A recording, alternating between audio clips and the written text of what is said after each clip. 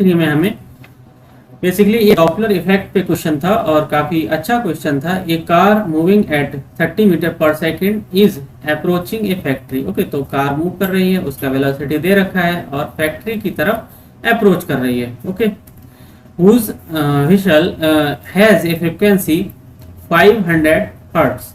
और जो फैक्ट्री है उसका हमें फ्रीक्वेंसी दे रखा है, विशल जो प्रोड्यूस कर रहा है उसका फ्रीक्वेंसी 500 हर्ट्ज दे रखा है। विशल इन द सेंस सीटी जो भी उसका साउंड है उसका फ्रीक्वेंसी दिया हुआ है।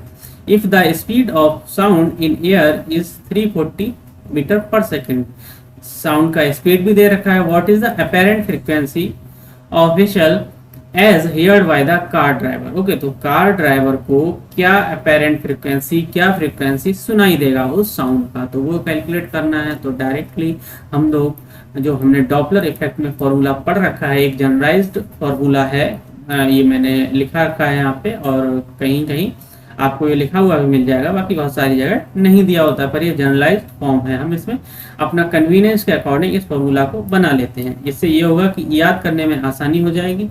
आप देखिए यहाँ पे जो जो टर्म्स यूज की गई है वो मैंने यहाँ लिख रखी है, आप इसे एक बार देखिए। F in the sense apparent frequency is equal to F not हमारी एक्चुअल फ्रीक्वेंसी है जो प्रोड्यूस कर रहा होता है सोर्स। ओके, तो सोर्स के द्वारा, और by the source F not is the actual frequency and B plus minus B not divided by B minus plus B S. Okay, तो यहाँ पे बी क्या है हमारा वेलोसिटी ऑफ साउंड वेव्स है, जो साउंड प्रोड्यूस हो रहा है उसका velocity, and B not is the velocity of observer, जो ऑब्जर्व कर रहा है साउंड वेव जब आ रहा है तो हमारा ऑब्जर्वर उसे ऑब्जर्व कर रहा है कितना फ्रिक्वेंसी आ रहा है, तो ये हमारा वेलोसिटी ऑफ ऑब्जर्वर हो जाएगा। इसी के साथ साथ बी एस हो जाएगा वेलोसिटी ऑफ सोर्स। ओके, तो सोर्स क्या करेगा, फ्रीक्वेंसी को प्रोड्यूस करेगा, ऑब्जर्वर क्या करेगा, फ्रीक्वेंसी को एनालाइज करेगा। सोर्स फ्रीक्वेंसी को ऑब्जर्व कर रहा है, सॉरी सोर्स फ्रीक्वेंसी को प्रोड्यूस कर रहा है, इसीलिए उसका फ्रीक्वेंसी हम लोग बोलेंगे एक्चुअल फ्रीक्वेंसी,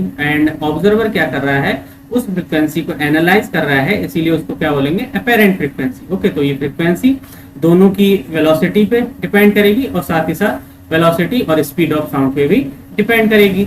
ओके, तो इसके अकॉर्डिंग हम लोग देखते हैं क्या फॉर्मूला हमें अप्लाई करना है। तो हम देखेंगे यहाँ पे एक कंडीशन है कि ऑब्जर्वर क्या है, सोर्स की तरफ मूव कर रहा है, तो जब सोर्स की तरफ मूव करेगा और साथ ही साथ सोर्स क्या है, मूव नहीं कर रहा है, तो सोर्स का स्पीड तो 0 हो जाएगा। तो हम इस फॉर्मूले में सोर्स का स्पीड 0 पुट कर देंगे, तो डिनोमिनेटर में केवल और केवल बी बचेगा। अब बात कर लेते हैं न्यूमरेटर की।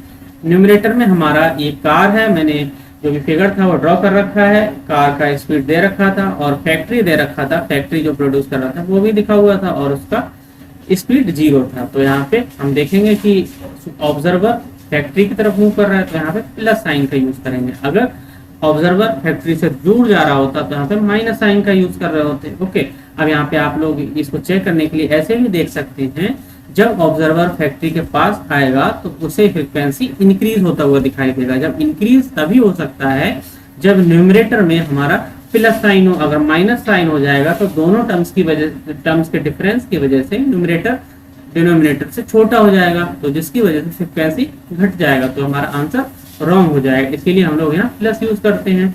अब अगर ऑब्जर्वर दूर जा रहा होगा तो यहाँ माइनस यूज कर लेंगे, क्योंकि फ्रीक्वेंसी घटाना है तो फ्रीक्वेंसी घट जाएगा।